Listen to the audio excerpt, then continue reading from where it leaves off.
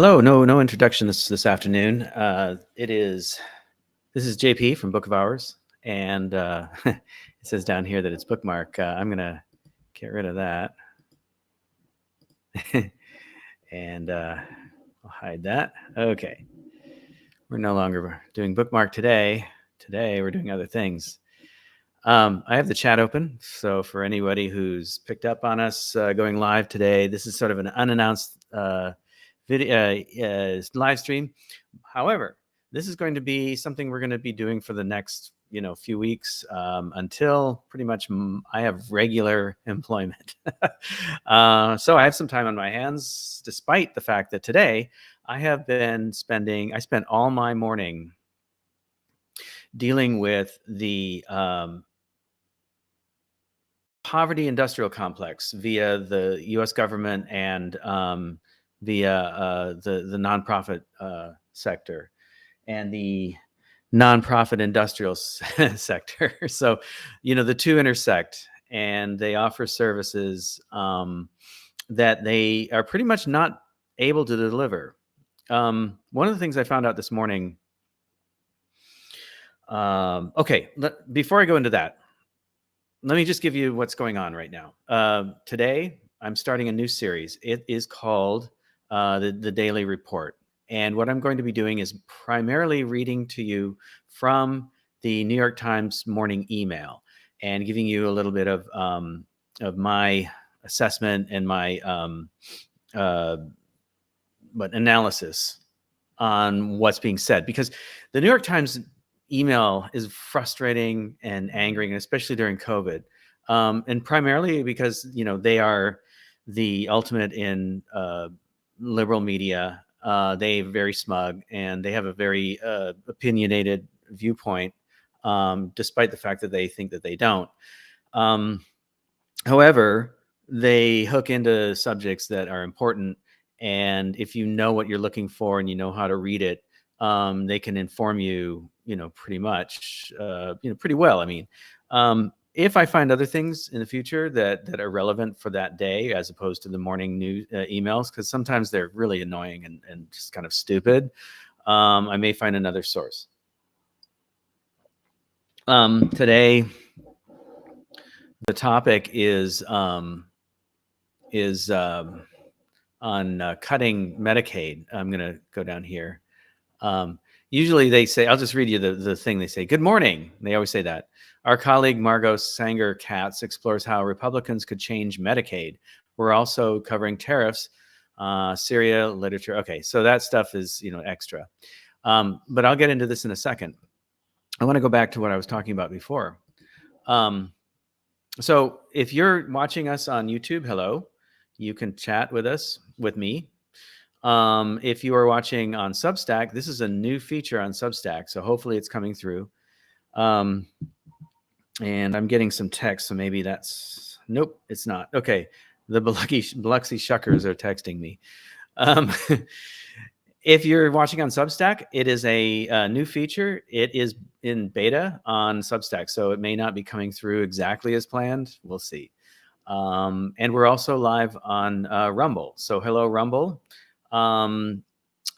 Okay, so the New York Times is talking about Medicaid, which happened to coincide. I mean, I read it before we got into this. We got up this morning knowing that we had to make some phone calls.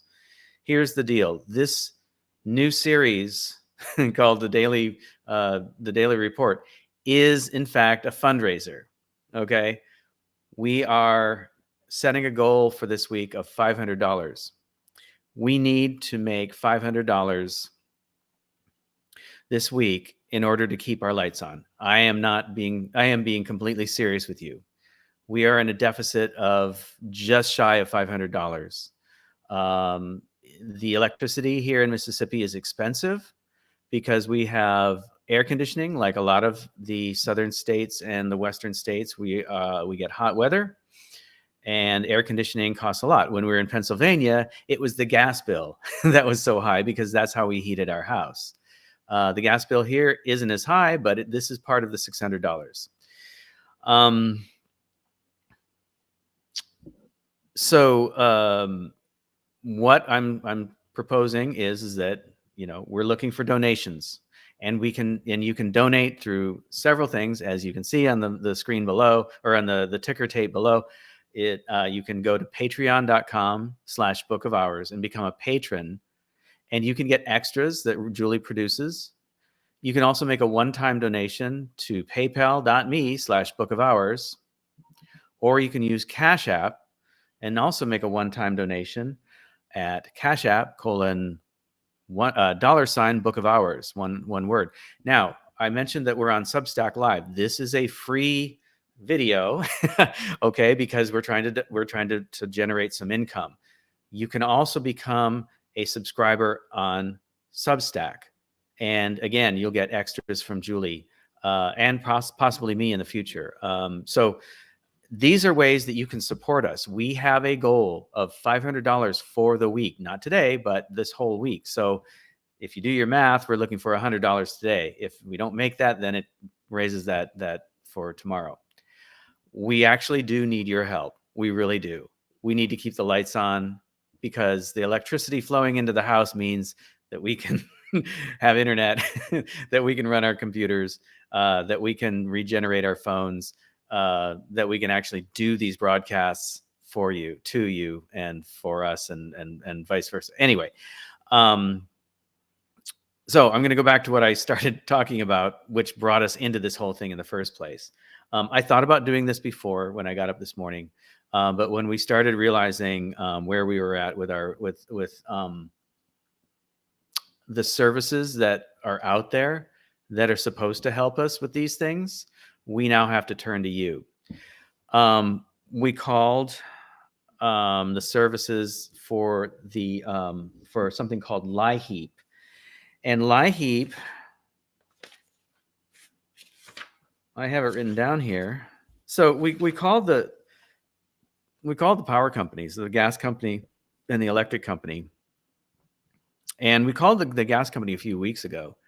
And they said, yeah, there's really nothing we can help you with, even though they have stuff all over their website that says, let us know, we can help. We can help you, with your bills, blah, blah, blah, blah, blah. And that is complete fabrication. It's lies. And it's propaganda that they put out there to make it look like, they will work with you. They do not. They send you to something that is called LIHEAP. That's LIHEAP. And it's like, I didn't write down what the acronym means. You can look it up. What this is a combination of the state and the nonprofit industrial complex and foundational money and things like that. So the gas company that we work with, called CenterPoint, gave us 3 numbers. One was Catholic Charities, and this is in our area, Catholic Charities, Community Action Agency, and the local Catholic churches in our area. And so the Catholic Charities didn't pan out, and I forget what they told us, or if I think we just got we just got a voicemail. And Community Action for our county, we actually called them for the state of Mississippi, and they gave us the number that we already had, which was for the Community Action Agency. And they said, basically, we are no longer taking any new applicants. If you have an appointment already, that's great, but we're not setting any new appointments. The state number for Community Action Agency gave us the actual number, and I called it, and again, it was a voicemail, and I left a voicemail and told her what's going on, and that was 4 or 5 hours ago, and no calls back. Okay, so these are the places that are set up to help people pay their bills when they can't pay their bills. So the gas company has basically said, you've got to pay by next week, basically the 20th, and you got to pay part of it by next week, and if you, or you can pay the whole thing by the 25th, and then anyway. Our cutoff date would be the 20th or the 21st or something like that. So basically, we would not have gas. Now the electric, it's a little further out, but it's about the same. And again, they didn't have any answers for me. I asked the girl if she actually had the amount that we needed to, because she said, "Do you have any other things I can help you with?" And I asked her if she had the money, the same amount that we needed to pay our bill. And I I really surprised her with that question. I was joking, and I said, "Yeah, do you have that much?" And she's like, "No." And I said, "Well, I just thought I'd check." So we're basically dealing with cold-hearted corporations that don't care about their customers or working with their customers who are in need. And what we're seeing across the United States and probably across the world is a huge massive amount of people who are facing some of the same issues that we are right now. So once again, Book of Hours has found itself in the middle of the crisis that is not being talked about. If anything, like what you heard from our Julie commented. Okay, so I'll put her comment on in a second. If anything, what we're finding is and I lost my thought. Okay, so let me put her comment on. So Julie says the gas bill is a little extra time. Yeah, I think. Well, yeah, the gas bill is the big one. Oh, yeah, it's a little extra. Oh, sorry, the gas bill here is lower, right? I keep mixing them up because I'm still thinking in terms of Pittsburgh, and she also said it's the opposite. If we don't pay our MS power bill in 10 days, they disconnect our electricity. Correct. Yeah, that's correct. So we're facing some pretty dire stuff here, folks. And yeah, so there it is. So that's why the goal of $100 today, but $500 for the week. So what we're finding is Book of Hours is once again in the middle of a crisis that nobody's talking about. If anything, I found my train of thought again. If anything, we talked about on Bookmark this past weekend, the president, Donald Trump, is saying the opposite of what's actually going on. He was talking about how he added, we may not have even brought this up, but what we were reading was from his State of the Union, or at some point in an interview after that, he said that he created that something like 10,000 new manufacturing jobs were brought on board in the United States, and that may be the case. But he was kind of punting there because it wasn't 100% true and it wasn't 100% false. And at the same time, though, he let go about like twice that many. He allowed Doge to let twice that many, if not more, government employee jobs go away. And these are all the people that are part of the bureaucracy we were talking about on Saturday. And the thing is that what's going on is he may be, firing all these people from the government, only to have them turn around and become people who are now on the dole if they can even get it, right? So they go back onto the government services payroll through, needing, food aid and Medicare and Medicaid, and they start drawing early on their Social Security. And I have to bring up a Twitter. Hang on a second. Julie said, and I didn't do this. I forgot to do this.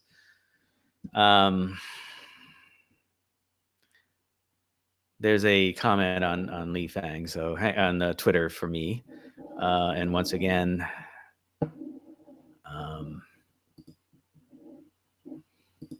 I got to log in.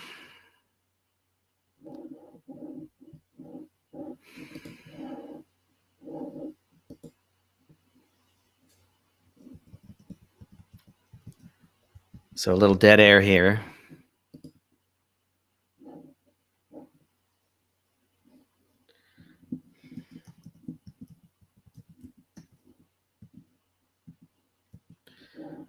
Don't mind me. I'm logging into. Okay, notifications. Okay.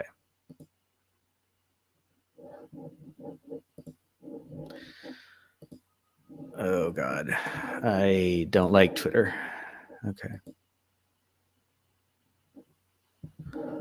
Okay, let me bring this up on screen here.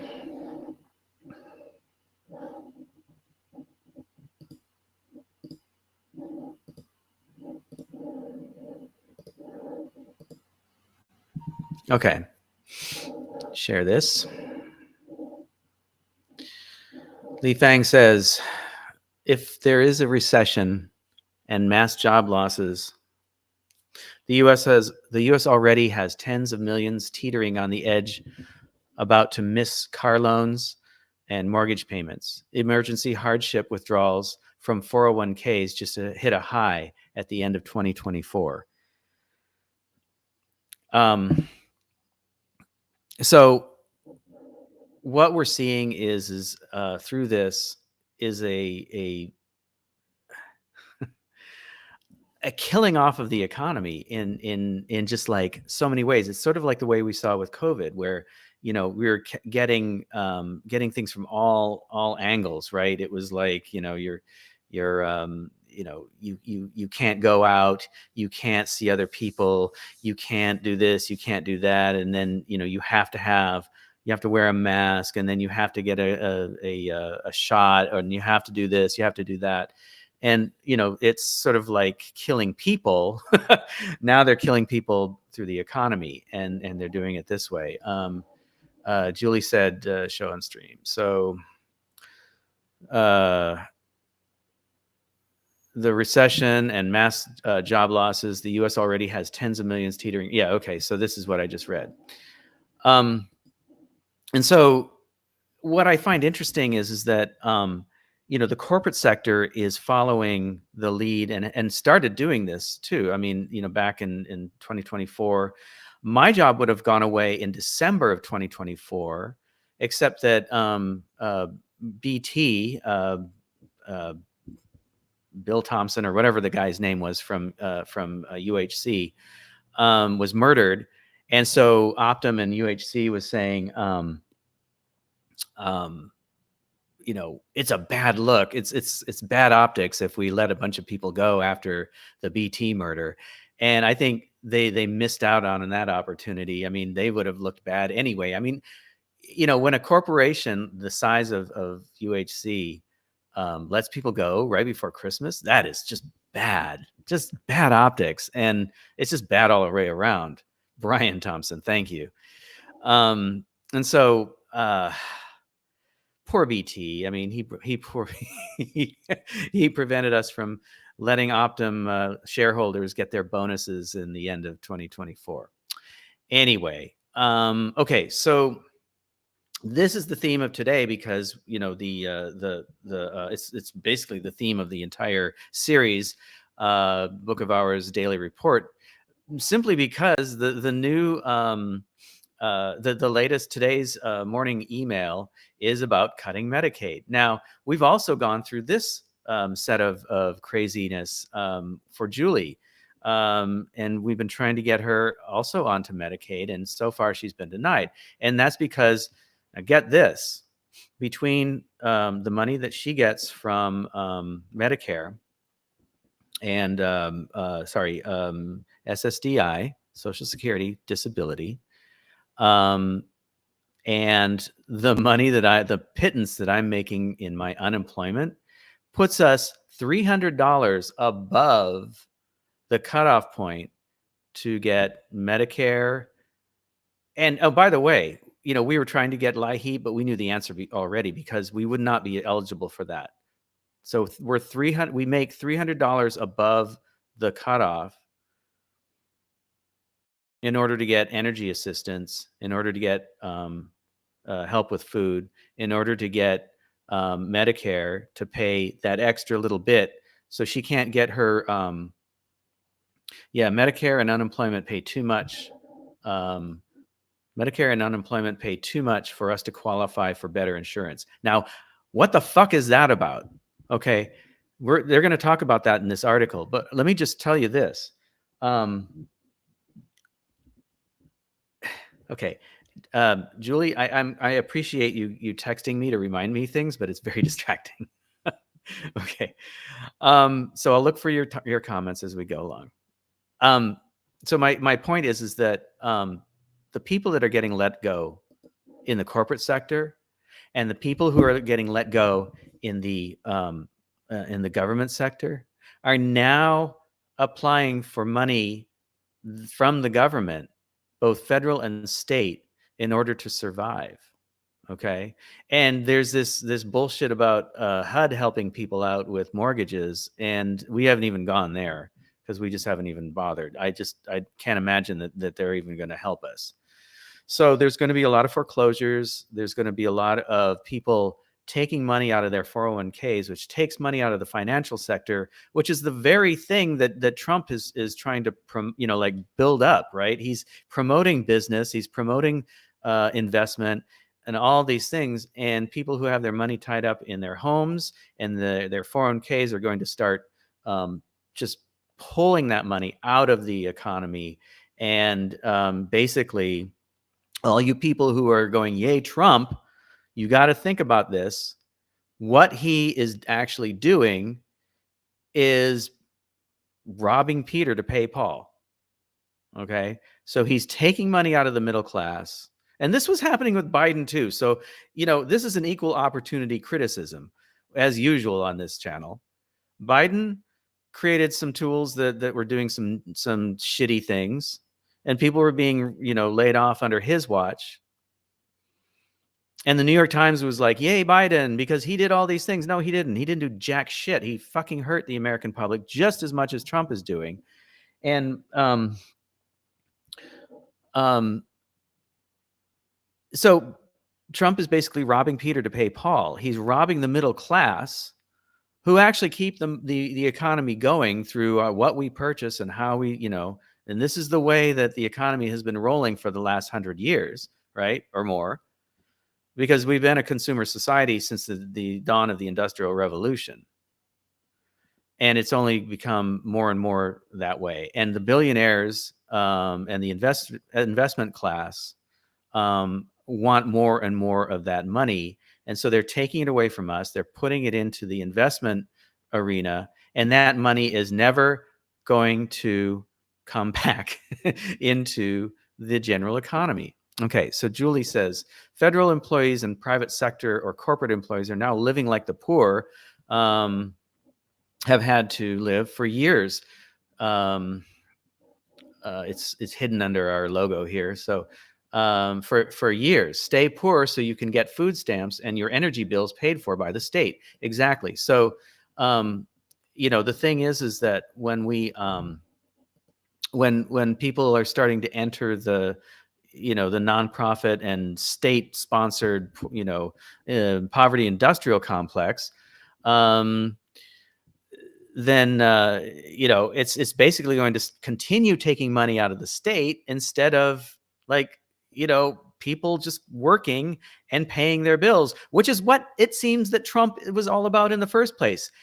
He and Republicans like him.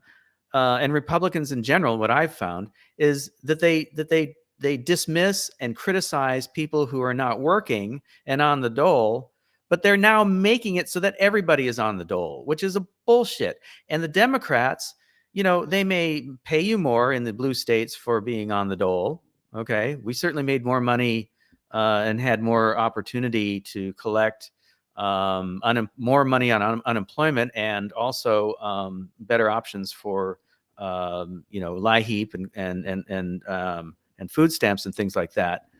But they're just as dismissive of the poor as the Republicans. And so and you'll see in this email as I read it to you that there's that dismissive attitude.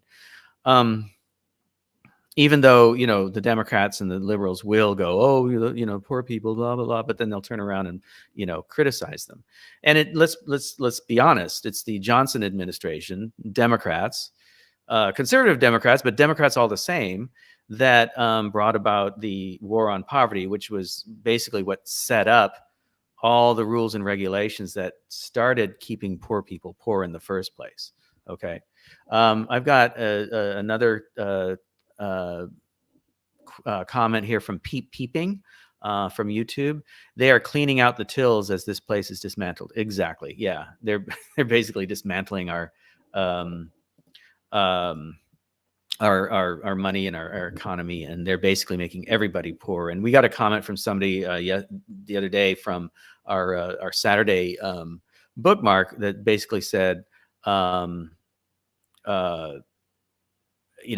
going to be, like they're living in McKees Rocks, which is where we used to live. Peeping also said, I got tired of being told the economy was great under Biden. This started a long time ago. The economy is basically collapsing. And then the final thing she says, or they say, they are cleaning out the tills. Oh, okay. That's okay. Got it. All right, cool. Yeah. So basically everybody's on board with this. I want to remind you before I start reading the email, this is a fundraiser. So those of you who have not already contributed, by the way, thank you to all of those who contributed from our Saturday broadcast. We had some significant contributions via PayPal and otherwise. And thank you. We can actually go to the grocery store this week. This week we're focused on paying our electric bill and our gas bill. Our electric bill is pretty significant, and we have a goal of $500 for this week. So if you can, this is only if you can. We understand there's followers out there who are in the same boat we are, okay, or worse. And we feel for you, because we feel your pain, as Bill Clinton once famously said. But this time we actually feel it real, for reals. But if those of you, you are gainfully employed, or you have some extra money lying around, and, you don't have to give us big money. We're not asking for big donations necessarily, but if you can afford, $100, that's cool. $50, $25, that's awesome. $20, $25, that's awesome. Or if you can become we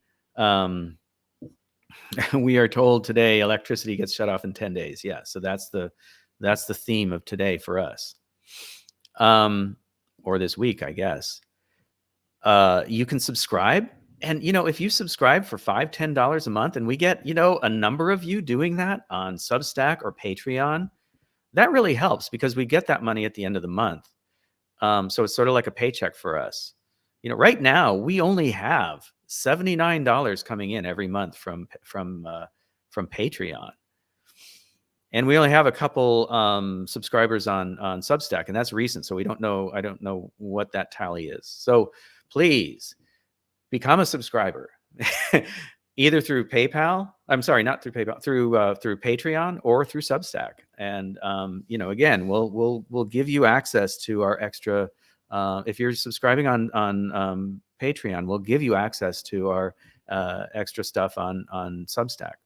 On Substack, you get that extra stuff automatically. So please subscribe or make a donation. Patreon.com/Book of Hours to become a patron. One-time donation on PayPal. That's paypal.me/Book of Hours. Or Cash App. It's $Book of Hours. Okay.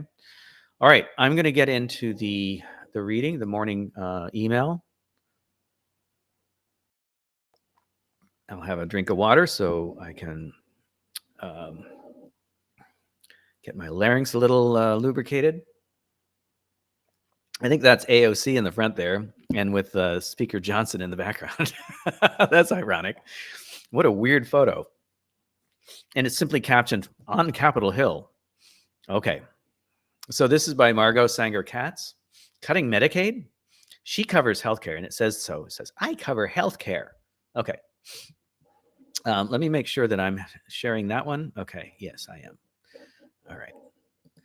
Rebecca, helps if I talk. Republican leaders in Congress have directed the committee that oversees Medicaid to cut $880 billion from the next budget. I'm going to repeat that number. $880 billion from the next budget. And they have a little graph down here, which I don't always trust the graphs and charts on these emails because they're kind of shitty usually. But let me show you this real quick. So each box here, each square represents $250 billion in a 10-year gross mandatory spending. So this is why I don't like them, because you have to do math in order to really understand them. But visually, if you're going to look at like $880 billion out of Medicaid, has out of a $25 trillion for spending. I guess the 25 trillion represents this whole area here. Medicaid gets this much, Medicare gets this much, and other non-health stuff gets here.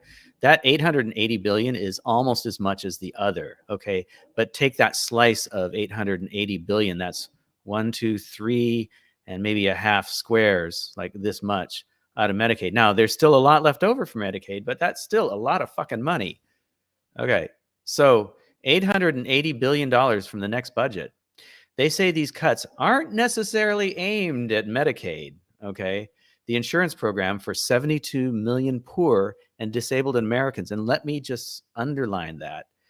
When we're talking about poor and disabled Americans, they're talking about people who are not making a middle-class income. They might be working 2 jobs at minimum wage, 2 minimum wage jobs, but that might even be too much money to qualify for these kind of programs. So you have to be destitute in order to get these things. So they're taking money away from the most destitute people in the United States. That's what they're proposing. Now, the cuts could come from Medicare, for instance. And that's what they're saying. They're like, it's not necessarily aimed at Medicaid. We could take it from Medicare. But Trump has vowed not to touch that very popular program. And a sum this large can't. Okay. Oh, I see. And a sum this large can't come from anywhere else. So they're basically saying, where else are they going to get the money from? They're basically going to take it away from poor people because America hates poor people. I was going to make another comment about this, but yeah. So Trump isn't going to take Medicare because his base is on Medicare. His base is on Social Security. And if he did that, as we said on Saturday, he'd basically end up like Mussolini, hung from his heels and beaten to death with his body burned after he's dead. So the Republican process is just getting started. So they haven't really done this yet. This is just proposed. And we don't know yet how lawmakers will change the program. Most Medicaid money goes to states. So the best way to think about the proposal is a cut to state budgets. State lawmakers could react by dropping coverage, raising taxes, or slashing other parts of their budget. In today's newsletter, I'll explain a few possible scenarios. So basically, Medicaid is that money that's left over, or that deficit between Medicare and paying the doctor, right? I don't know why Medicare just doesn't pay everything, right? We live in a country that is filthy rich. All the money has siphoned up to the investor class. So they're not able to pay for everybody's healthcare. I think that they could. We had Bernie coming out a few years ago saying, Medicare for all, right? Yeah. And he's like, he was basically there to distract everybody from the fact that, they were having their insurance taken away from them. Obamacare was a disaster. It forced everybody to get on to, paid medical insurance. I was a victim of that, and I ended up paying a lot in taxes because I was a contractor and I was on insurance. I was off insurance. I was on insurance. I was off insurance. So I stayed on the Obamacare, and then I ended up fucking myself to the tune of $7,000 in taxes. So the country is always being, you're always being set up to fail, basically. So Medicaid is that money between, where Medicare ends and the doctor holding out his hand and the clinic and hospital holding out their hand to be paid. Okay. We had an issue the other day when Julie was prescribed some medication. We ended up not buying it because we couldn't afford it, because her Medicaid she didn't have Medicaid. We made too much money for Medicaid, and we didn't have the money to buy into the insurance programs that are set up by, I don't know, UHC and, so United Healthcare, and sponsored by, AARP, again, part of the nonprofit industrial complex. So they're partnering to make you pay, $100 a month so that you could get, a benefit of, discounted, prescriptions, and paying for your doctor visits and paying for these other things. Okay. So for instance, we got a bill today because Julie had to go see a doctor, just to get to just establish herself with the medical industrial complex. I guess we're kind of revealing ourselves now.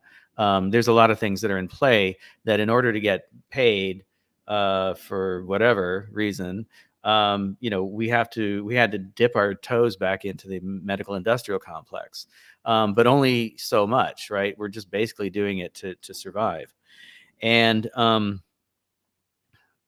we got a bill today, and it was only about $80, but we're going to add that into our 500, goal today.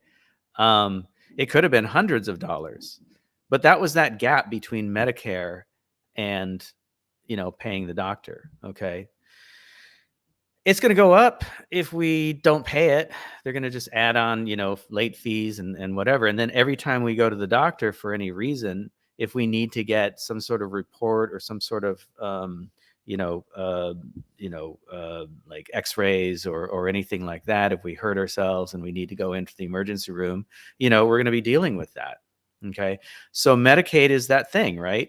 But it's only for the most destitute. The rest of us have to pay into private insurance in order to cover that cost. And, you'll see these representatives out there going, we'll help you, make that gap, find a way to make the difference on that gap between Medicaid and the doctor.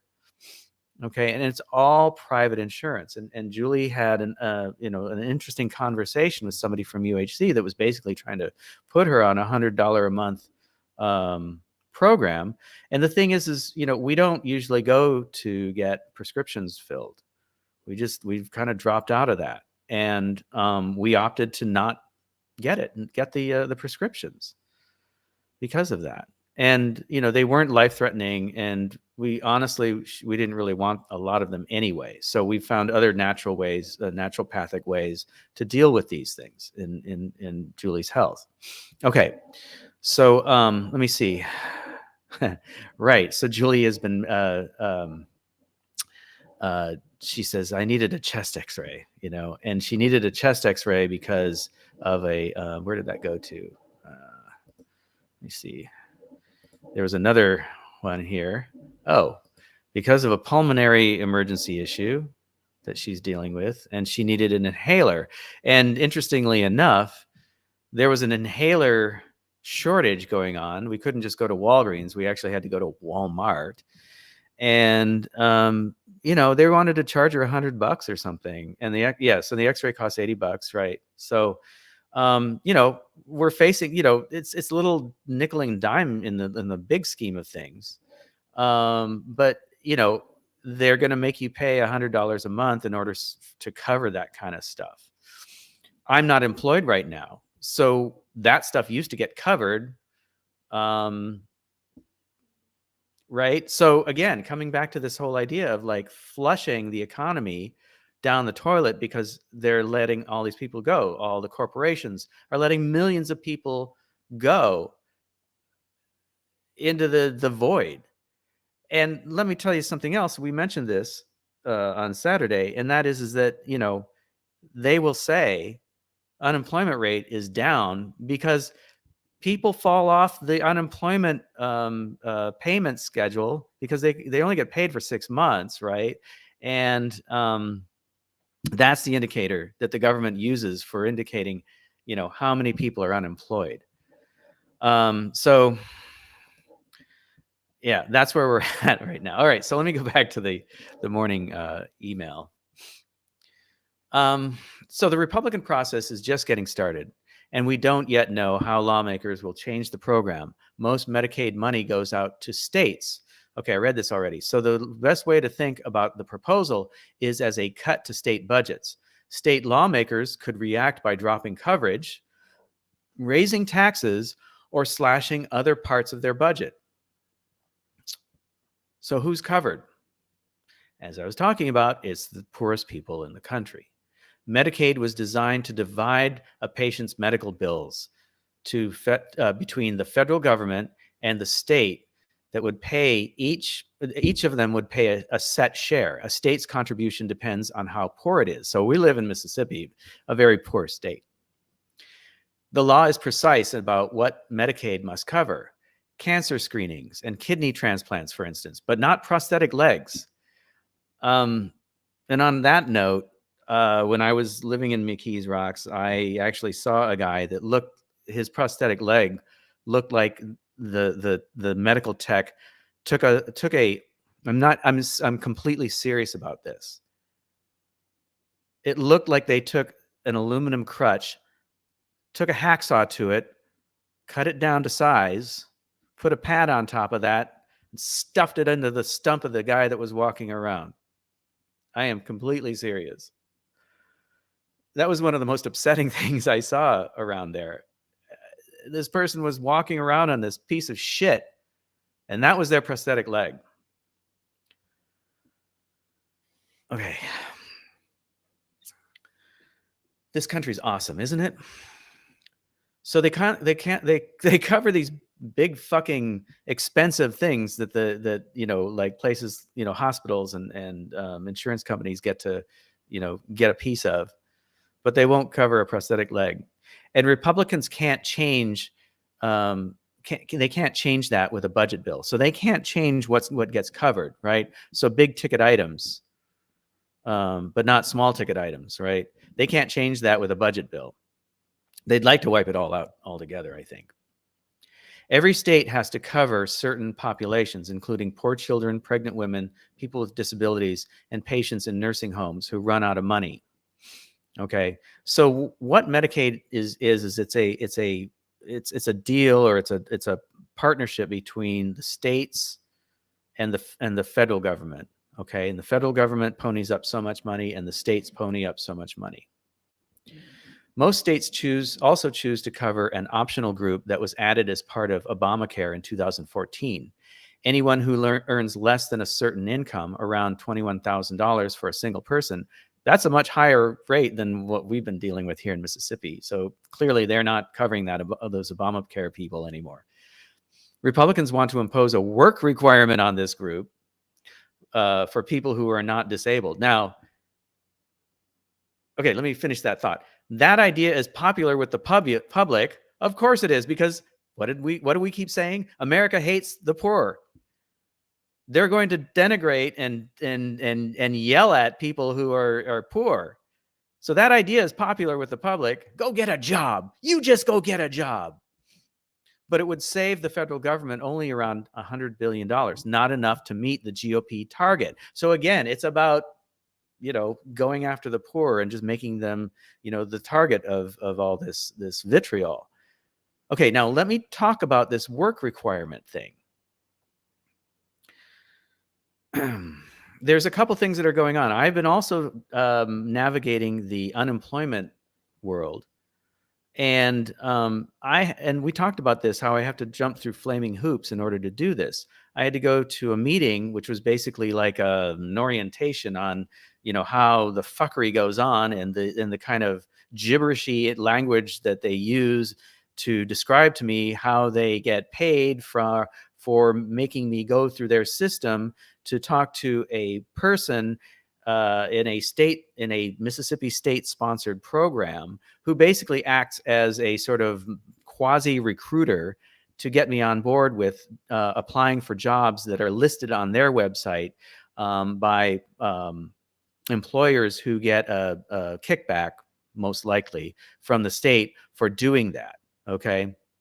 And so money gets passed around in these nonprofits and these private sector and the state and the federal governments to get people employed.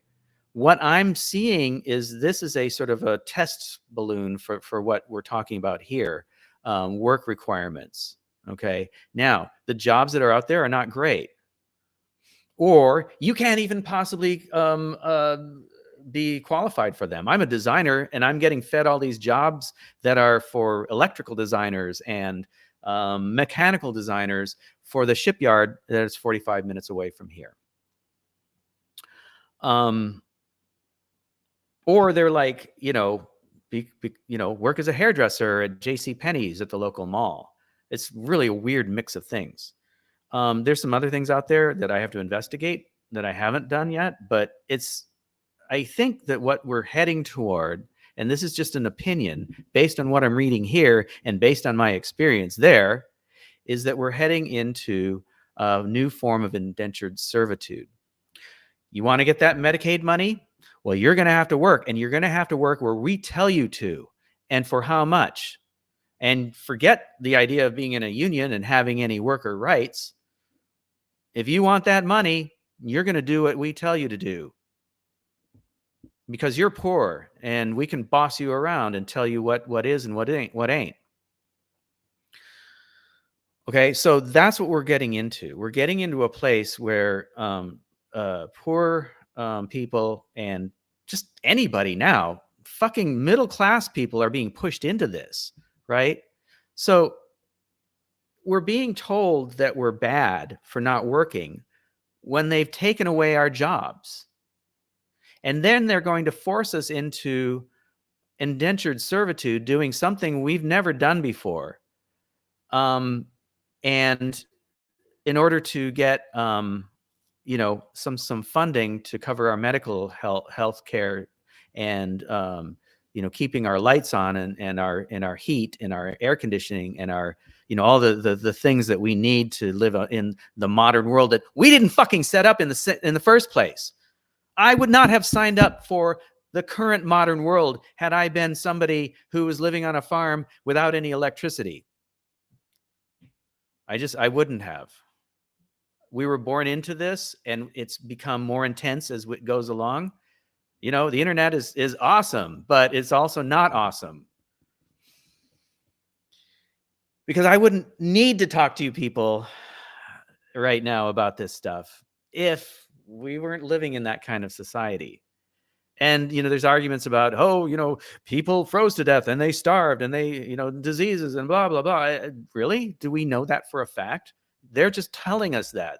The history books have been rewritten so that we believe the lies that are told to us. People have survived for millennia with diseases and with, whatever. And, we're not really even sure if the plague was as bad as they said it was. Okay, but I divert. I go into another direction. I diverge. I divert, whatever. I digress. That's the word. Okay, so the percentage of Americans covered by Medicaid out of the entire population, I think it's 21%. Okay, that's going to get bigger because more people are going to be going on the dole. So 41% of births are covered by Medicaid. Nursing and home residents, 63%. Poor adults, 48. That's almost half of the population of poor adults. Adults in general, 16%. Adults with disabilities, again, that's getting up into that almost that half of the population. Adults with disabilities. Children, 39%. Poor children, 80%. And children with disabilities, 59%. So, these are really important right here. Of all the poor children in the United States, 80% of them are covered by Medicaid. of all the children with disabilities in the United States, 59% are covered by Medicaid. And these assholes want to take away $880 billion from the next budget. And again, that only covers about 3.5 of these boxes, but that's a lot. That's a lot. Bigger targets. Anything more to lower the federal government's share would put the burden onto the states. And so states like the one that I chose to move to, which I didn't think about when I was moving here, because I moved to a county here. This county is probably the wealthiest county in the state of Mississippi. And it turns out it's kind of an expensive place to live. And it's probably more like, living in a city than living in a small town. But anyway, anything more to lower the federal government's share would put the burden on states. And the lawmakers there could deal with the problem in their own ways. They could cut optional populations like the Obamacare group. 12 states have already done that. 12 states have I'm just making it up now. 12 states have laws that will automatically do this if federal funding drops. And I don't think they're doing it in Mississippi already.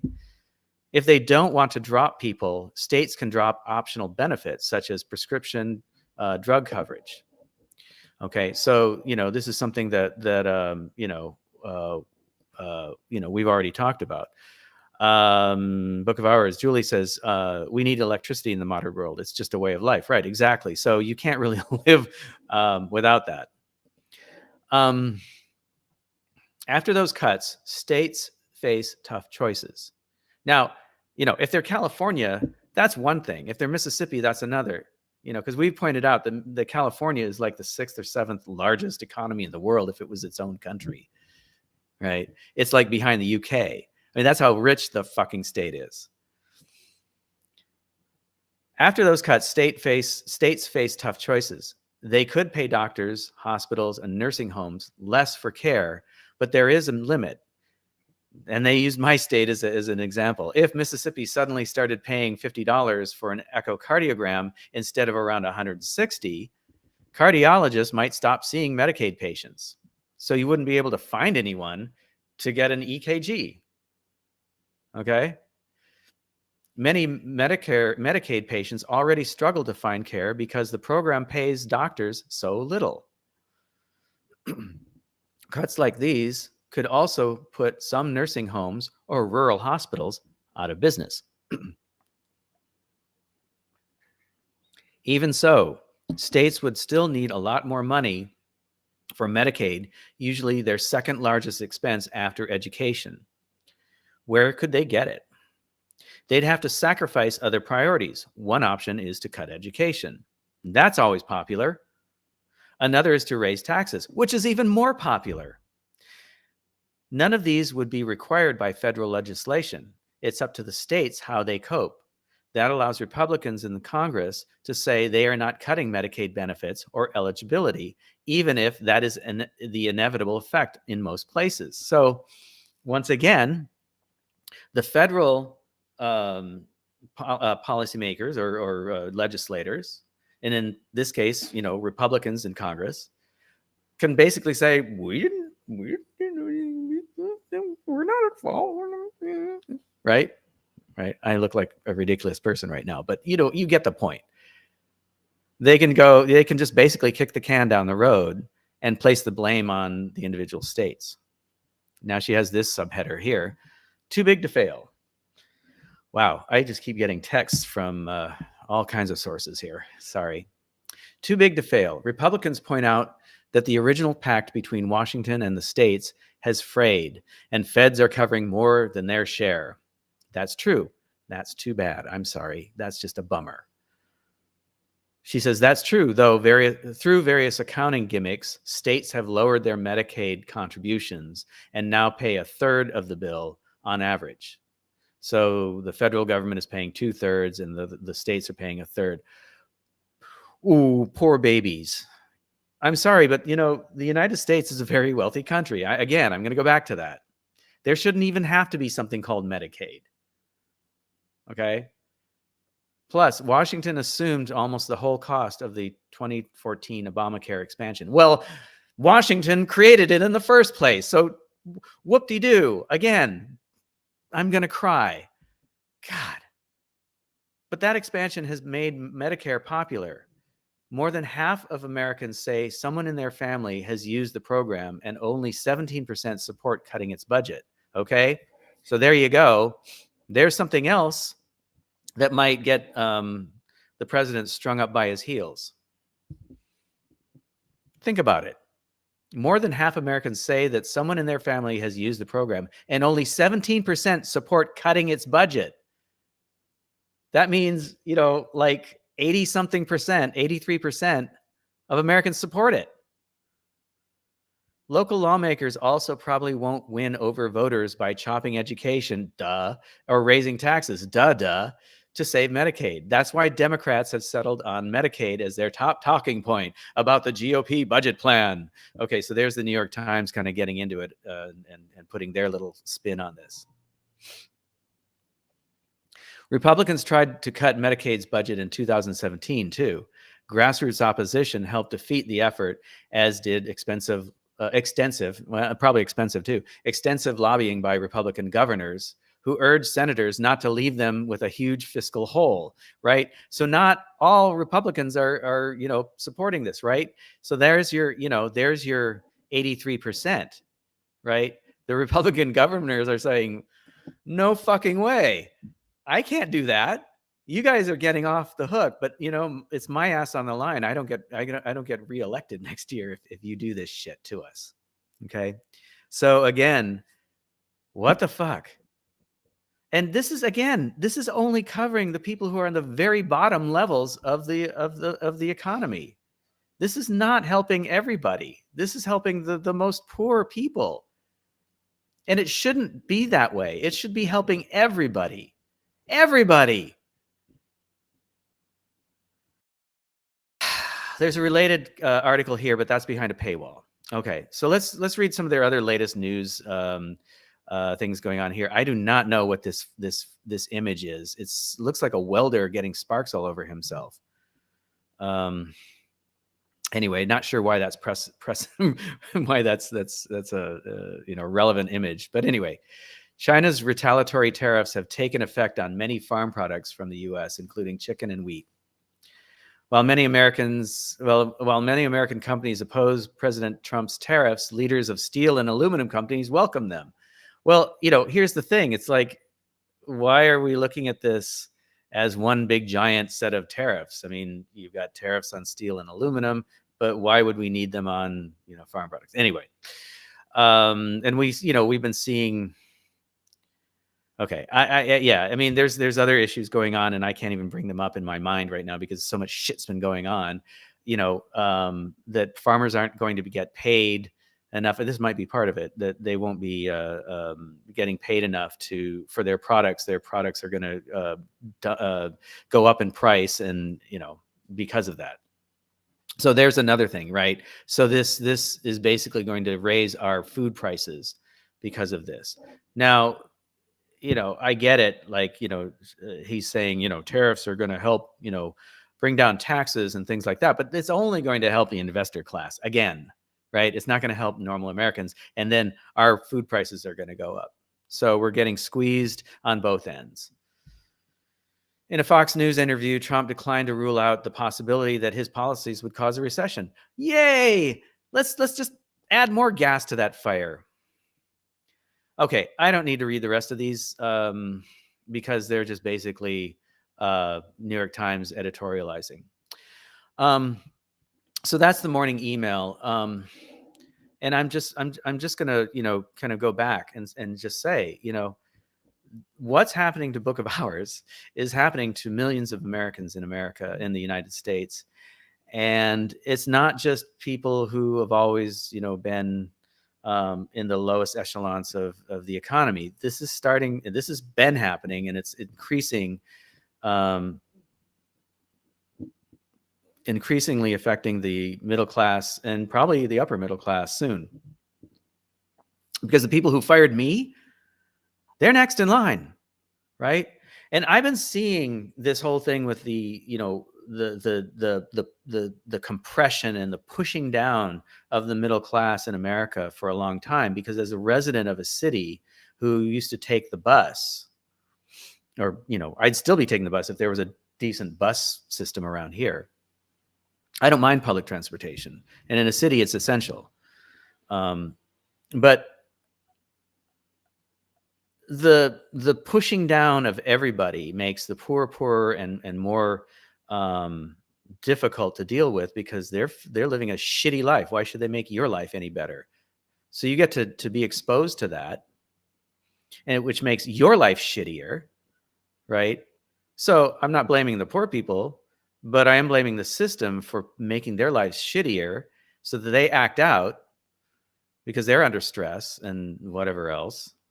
Okay. So I've been seeing this for decades. Okay. I've been seeing the poor getting shittier, shittier end of the stick. That shitty end of the stick just keeps getting bigger and bigger. And now it's starting to end up on the other side. Julie says, just go to LinkedIn. I added the just, but go to LinkedIn. Everyone's cover photos have an open to work banner. Guess whose doesn't? I don't, because I don't want to expose myself to that. LinkedIn is the Facebook of the corporate set, or the work world, but especially the corporate set. And it's not a happy place these days. And as we pointed out on Saturday, people who have lost their jobs are being told that it's basically their fault. Not in so many words, but it's your fault that your resume isn't good enough. It's your fault that you're not saying the right things. It's your fault that you're not getting through those interviews. Here's how you can improve your interview. Nobody's getting interviews. A lot of these jobs are just out there. They're nothing. And then there's the scams. There's people who are contacting individuals saying, "Hey, I'm from this company, and we'd like you to fill out, we'd like you to apply for this job." And they go through this whole rigmarole of interviewing through chat, through text. They have you fill out a bunch of questions, and then they basically will do one of two things. They'll say, we're gonna you have to buy your own equipment. We'll send it to you, but then you'll have to pay us for it. So you can work from home, but you've got to buy your own equipment, which is not the case. Or they'll do things like, okay, well, now that you're using your own equipment, you're going to have to buy a piece of software in order to work with us. And you send them, but we'll pay you back for that. You get where this is going? We'll pay you back for that. But send us a check for $3,000 and we'll reimburse you. And then you get a check back from them that doesn't clear. And then you're out $3,000. And then the other thing they might do is start asking for your bank account numbers, and so that they can send you your first check, and you haven't done any work, and they have access to your bank account, and they start draining your account. So it's just like everybody's getting fucked through all this, right? And they're just hollowing out the economy. And it's not just, we're not the only ones, but I just want to emphasize that what's going on out there is disgusting, and it's going to hurt all of us in the long run. We're going to have to start standing up, and fighting back, and however you see it. I guess I'm not endorsing violence. I'm not endorsing anything. Just something has to be done. And, if you believe in representative democracy, then you're going to have to start screaming at your Congress people and screaming at the president. Okay. Because this is bullshit. We talked about how Doge is getting reeled in a little bit. And that's because Trump started hearing about it. And, he wasn't hearing about it from his constituents. He was hearing about it from the people in Congress, and it was mostly about just backroom deals that they usually make. But I have a feeling that Congress is starting to feel the effects from its own people.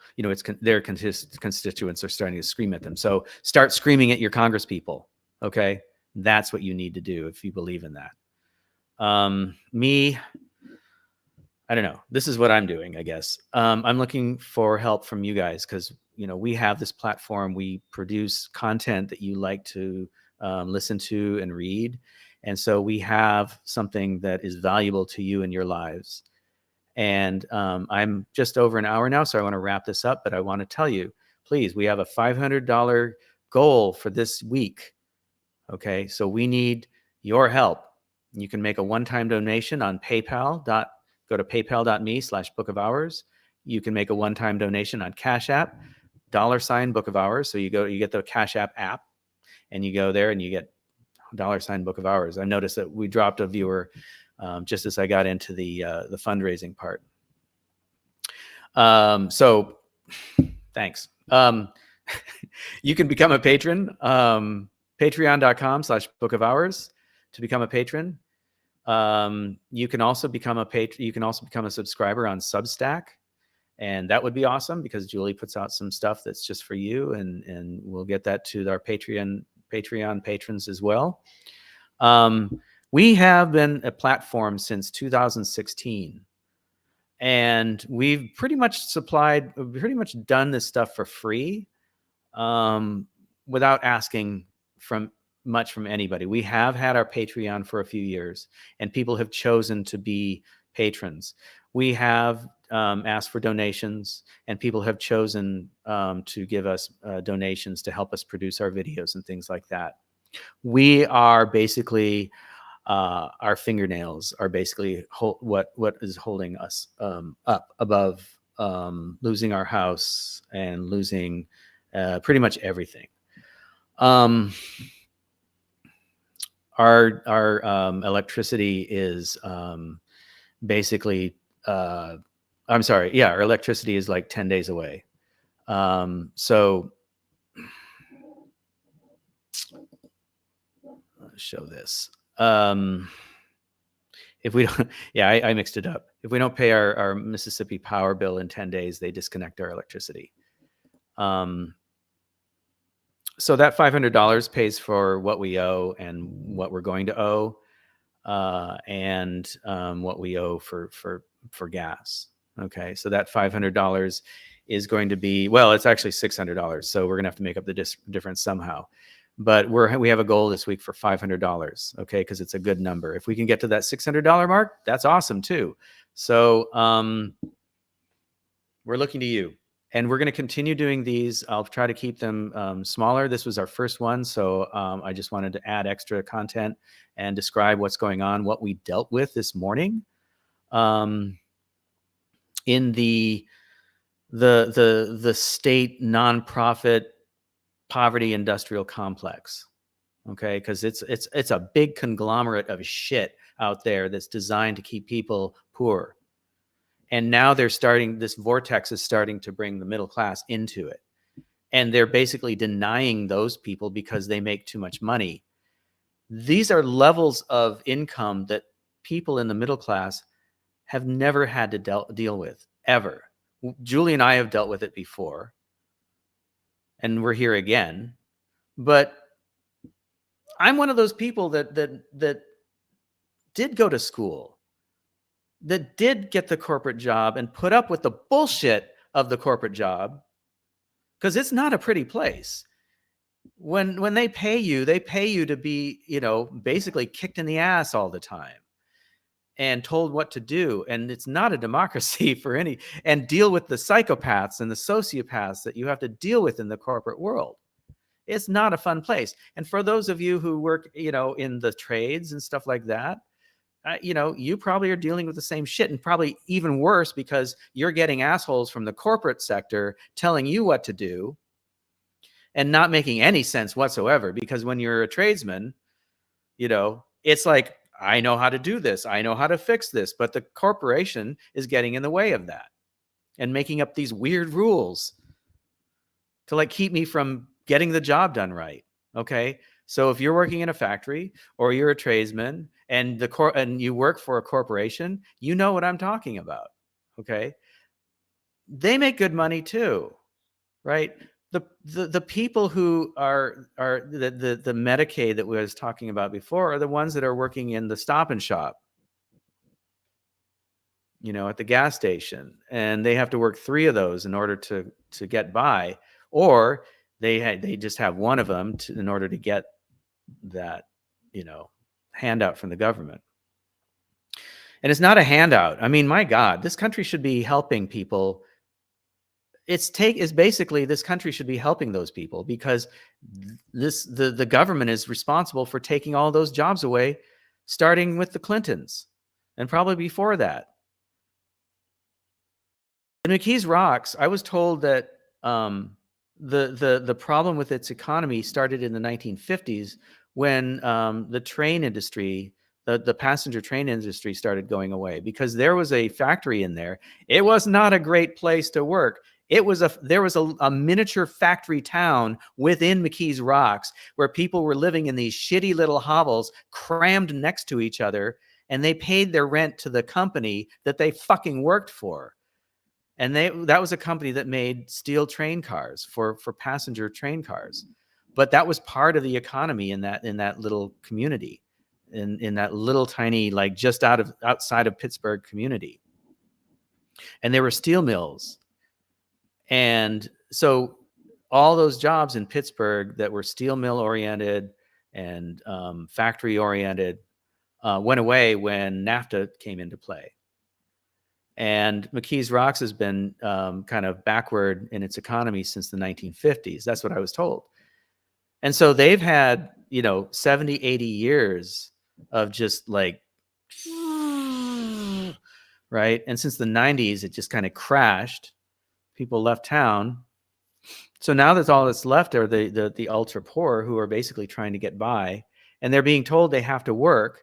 And the only jobs that they can get, because they got a shitty education and because they were forced into public housing, are the Quickie Marts and the Stop and Shops, and maybe the Giant Eagle, which is a grocery store chain, if they're lucky, right? Or they drive a school bus, and then to make extra money, they pick up foster children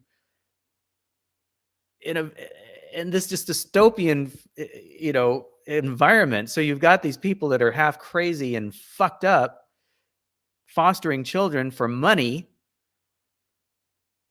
You see where I'm going with this? Well, anyway, the point is that there's a lot of us in America who followed the rules, who did what we were told, who spent extra money and went into debt to go to school to get the better jobs, only to have those jobs taken away from us and being forced into the place we never wanted to be in the first place, the place that we were trying to avoid in the first place, the place we were told we wouldn't have to go to if we followed the rules and did the things they told us to do. And for that, we paid with our souls to work in these jobs that sucked them dry, and then they spit us out at the end. I'm not far from retirement age. And I just got dropped again through an entirely inconsistent career path of job loss. And it went up and down with whatever the economy was doing. And then at one point, 10, 12 years ago, I had my last full-time employee type of job where I had benefits and days off, paid days off and holidays and all that kind of stuff that a lot of people in the corporate sector enjoy. And I was spit into the gig economy, which a lot of people are dealing with as well. A woman that I used to report to is now in the gig economy as a contractor. And as a contractor, you're basically 2 steps above indentured servitude. Okay, so America and its corporate allies are not treating its citizens very well. It's treating us all like we're slaves, which we have been since the beginning of the Industrial Revolution. Ever since they got rid of their, actual slavery, they converted it all to wage slavery. And so this is a trend. They took a group of people that they thought were lower and didn't deserve anything and treated them as slaves, only to then say, hey, we can make more money if we get rid of that and make everybody a slave through wages. And it's been a downward cycle ever since then. Okay, I'm going to wrap this up. We're getting at the hour and 15-minute mark. I'm JP Collins. This is Book of Hours. You've been listening to the Daily Report. This is going to be a daily reading of something from the internet, most likely the New York Times morning email, just because it's kind of a weather vane of what's going on, even though it has a liberal slant. I will take that slant out and add a radical edge to it. It is not a conservative platform. It is not a liberal platform. We take a more nuanced and maybe even radical approach to the news and what's going on out there. You will hear opinions that are ours, but I think that a lot of our followers share them. Okay, let's see if there's any more comments. PayPal me, Book of Hours. Help us keep our lights on. We have 10 days left. Yep. And then the other thing about Pittsburgh, and I'll just close with this, is something we noticed, and the reason we had to get out of there in the first place is it's a very toxic place. And we got sick there, and there's a lot of people who are sick there. And I'm not, okay, so when I was talking about the jobs from the factories, I'm not saying that was great, because that polluted that area so badly,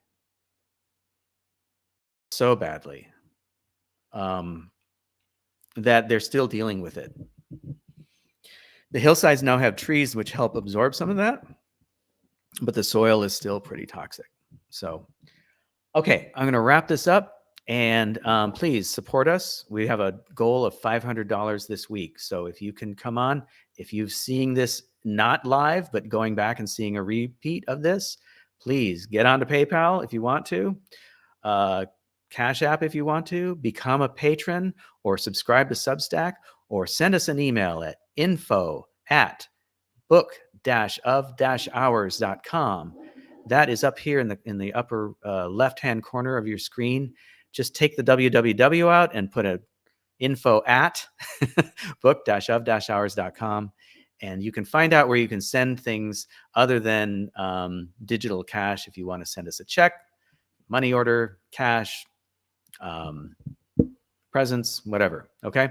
All right. Thanks for watching, and I'll see you again tomorrow for a shorter version of the daily report. Bye-bye.